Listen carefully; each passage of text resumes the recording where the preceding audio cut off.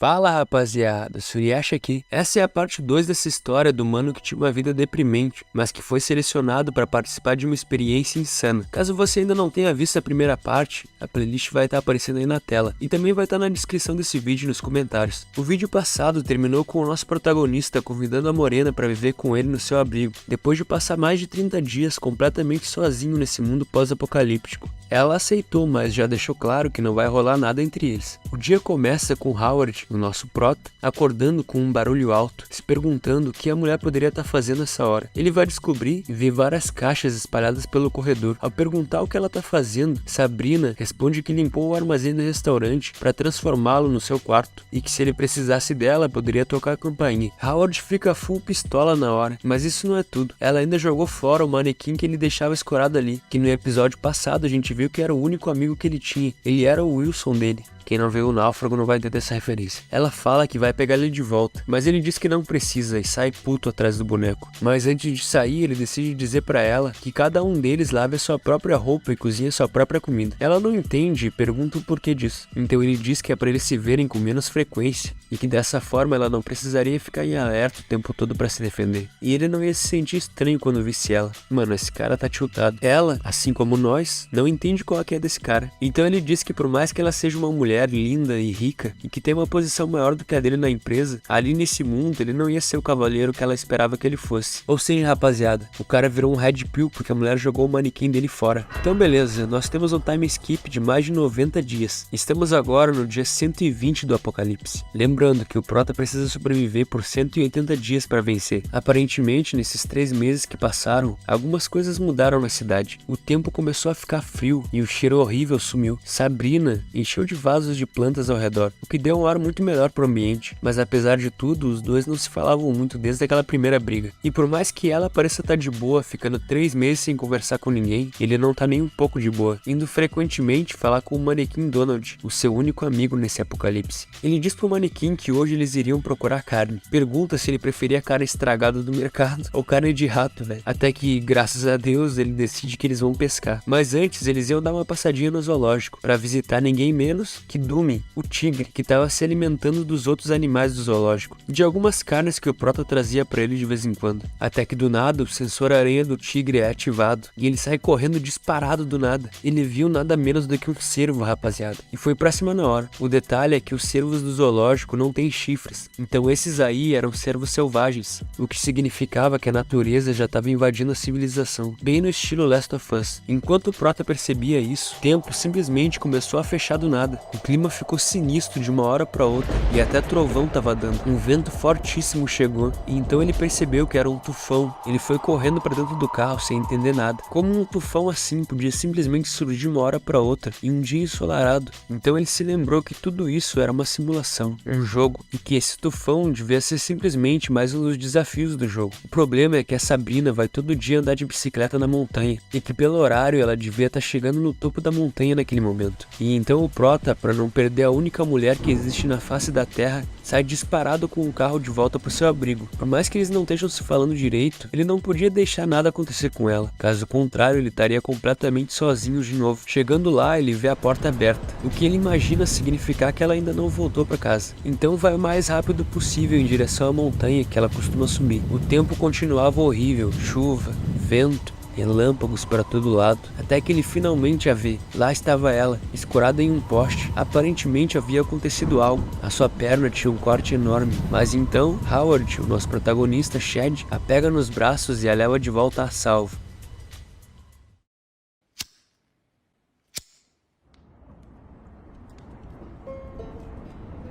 Eles estavam aparentemente a salvos, em uma mansão no topo da montanha que a Sabrina costumava visitar. A mulher continuava encharcada e tremendo. Ele pede para dar uma olhada nos seus machucados, mas ela não deixa. Ele diz que agora não é hora de se fazer de difícil. Se ela pegar uma infecção, pode morrer, mas ela continua negando, dizendo que sabe se cuidar sozinha. É incrível como mesmo sendo as únicas 2 pessoas da Terra, em uma situação de emergência, esses dois ainda não se dão bem. O prota diz que tem um plano. Como eles não sabem quanto tempo esse tufão vai durar, e o abrigo que eles vivem provavelmente vai ser todo inundado, ele sugere deles fazerem dessa mansão o seu novo abrigo. Ela simplesmente concorda e pergunta como que eles deveriam fazer isso. Ele diz que como ela tá machucada, não tem muito como ajudar, então só deveria ficar ali e esperar. Então o Prota, que em uma cena é um Giga Shed, nessa se torna um gado que saiu sozinho numa tempestade, enquanto a mulher fica ali de boa esperando. E o tempo só piorava, ao ponto de até começar a nevar. Chegando no abrigo, ele vê que realmente já estava tudo alagado, e infelizmente até o gerador deles tinha ido pro saco. Ele decide pegar o máximo de comida que puder, até que uma enxurrada de água e vento derruba os vegetais que eles tinham colhido. Ele decide pegar o que der e meter o pé dali de uma vez. A situação deles não estava nada boa. A comida que eles tinham dava para no máximo 2 dias. Era impossível pescar naquele vendaval. O Prota, em um beco sem saída, se vê tendo que recorrer a algo que nunca tinha imaginado.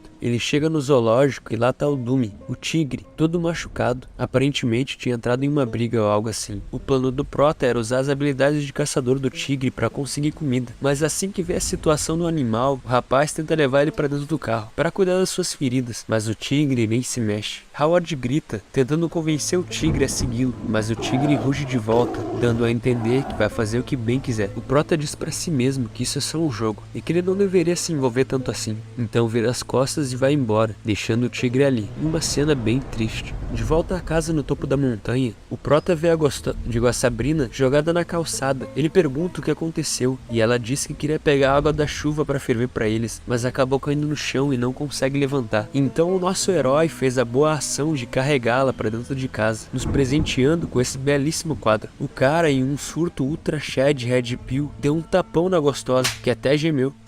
Disse que a partir de agora era ele que tomaria as decisões ali. Então jogou ela na cama e disse que ele ia buscar um kit de primeiros socorros. Depois de limpar o machucado da morena, ela perguntou o que ele planejava fazer. E ele contou pra ela que viu uma manada de veados e que amanhã ia tentar caçá-los. Ela lembra ele que os veados selvagens sempre se lembram do cheiro que representa perigo pra eles e ficam extremamente alertas pra isso. Ele diz que não importa porque de qualquer forma ele tem armas. E falando em armas, ele mostra a ela sua pistola. Quer dizer, uma pistola que ele encontrou embaixo do travesseiro dela, quando foi pegar as necessidades vitais no antigo abrigo deles. Diz que deixou as balas dentro dela e devolve a arma pra mulher. Ela pergunta se ele não quer ficar com a arma, e ele diz que não, e que espera que esse gesto possa apagar esse preconceito que ela tem contra ele. E assim eles se despedem, porque ele precisa se preparar para a caçada do dia seguinte. E nessa vibe, o dia 121 do apocalipse começa. Do lado de fora, nevava, e então o nosso Prota se agasalha bem e se prepara para sair em caçada. Ele pensa consigo mesmo que não sabe nem matar uma galinha, quanto mais um veado. Mas enquanto ele pensava sobre essas coisas, uma fodendo matilha de lobos espreitava faminta. Nosso Prota sai em caçada. O frio congelante fazia sua respiração virar fumaça, e tudo que se ouvia era o vento e os seus passos na neve, até que ele pareceu ter ouvido algo. Então se vira rapidamente, se coloca em posição. Quando estava pronto para disparar, não tinha mais nada. Ele já havia perdido as contas de quantas vezes isso tinha acontecido. Ele podia ouvi-los, devem estar por perto. É como se soubessem cada movimento que ele faz. Talvez a Sabrina tivesse certa. Os veados conseguem reconhecer o cheiro dele. Cansado de desperdiçar energia, ele decide tentar usar a rede de pesca. O problema é que acabou de acontecer uma tempestade sinistra, e nessa situação, a correnteza dos rios fica muito forte. O Prota não quer nem saber e toca a rede mesmo assim, enfim, que se foda. O negócio agora é rezar para que dê certo. Só que imediatamente ele sente um puxão na rede, e antes que ele pudesse pensar em qualquer coisa, ele é literalmente puxado pra dentro do rio. Irmão, imagina o frio que tá essa porra. Assim que ele emerge da água, na hora ele nem quer saber mais de pescar e só pensa em voltar pra casa e se esquentar em uma fogueira. Mas é nessa hora que ele vê aquilo que ele veio procurar, um veado. Ele se esconde rapidamente para que o veado não o veja e já começa a procurar a arma, até que ele puxa da bag uma espingarda, e aí não tem erro, é só mirar e atirar. Então o Prota respira fundo